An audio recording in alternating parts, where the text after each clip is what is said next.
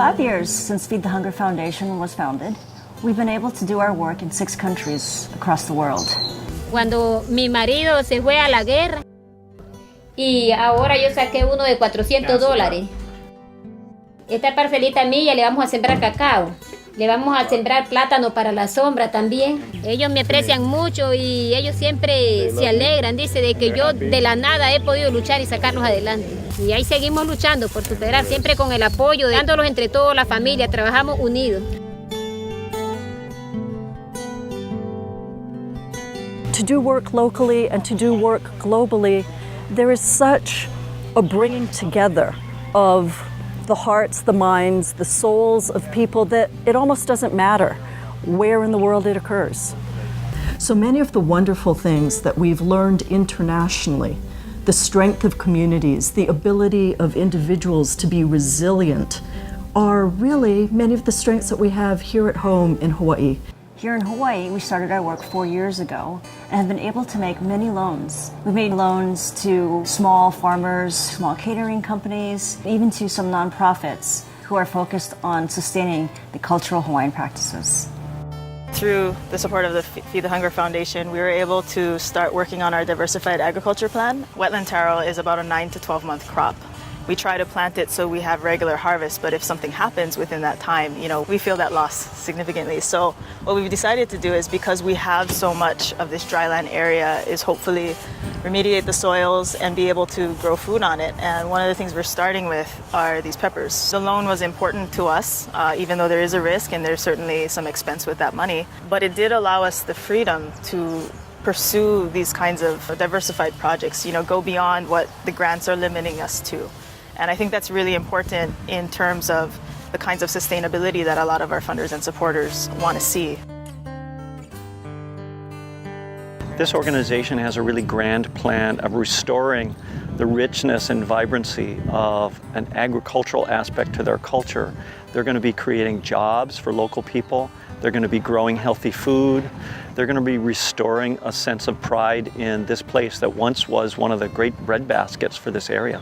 This is a clear social entrepreneurship model. I started looking at this and looking at the potential and realized that actually in this one place we could potentially increase by 50% the statewide output in taro. Wow. Feed the Hunger Foundation focuses on small businesses, those that form the very backbone of our economy.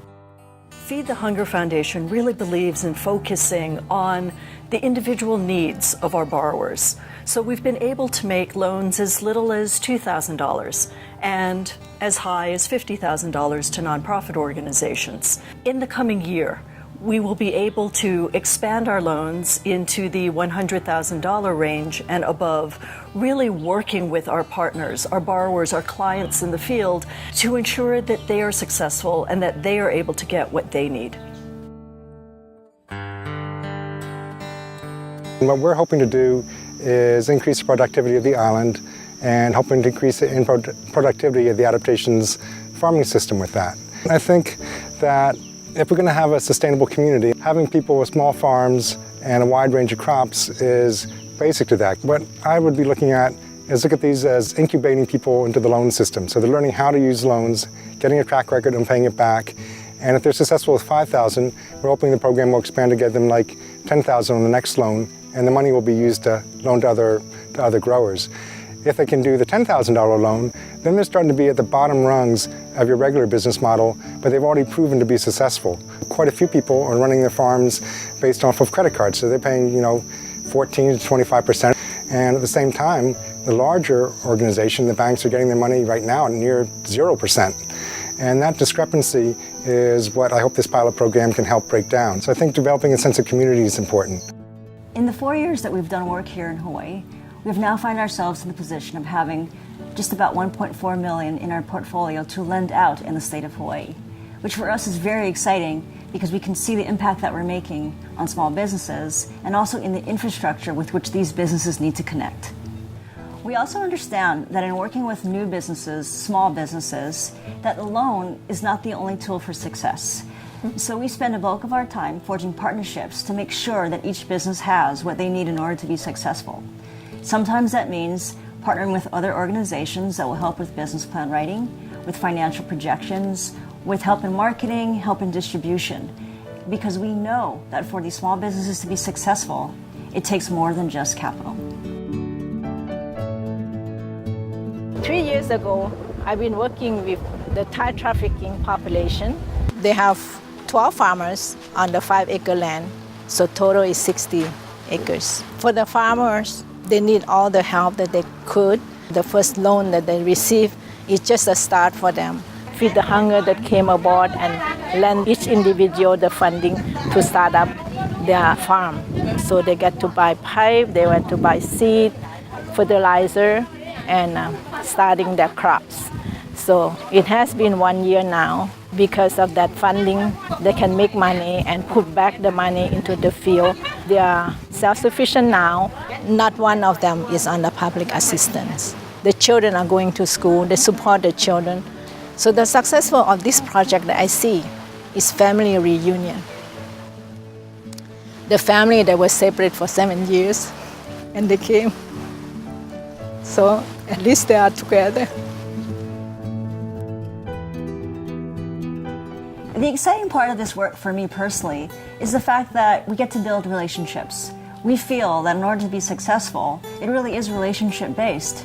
What we're doing is providing opportunities in the form of loans to people who are just so committed to empowering their children, their families, their community, and who daily do selfless acts to help others. And for me, it's a very rewarding experience to be able to be a part of making that dream and their passions come true.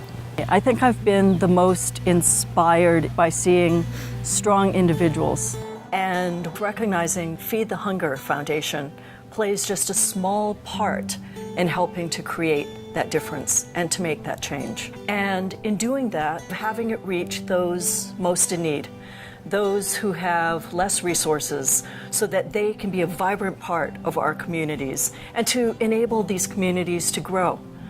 As we move forward in this next year, it's our hope to not just be funding individual borrowers, but in helping to create new ways of doing things, to not only be giving loans that enable people to lease land, but now to be giving loans that will enable people to own their own lands. We also want to provide loans to farmers so that they don't just have to sell to middlemen, that they can create their own marketplaces, that they can create their own distribution systems so that they can earn a better wage.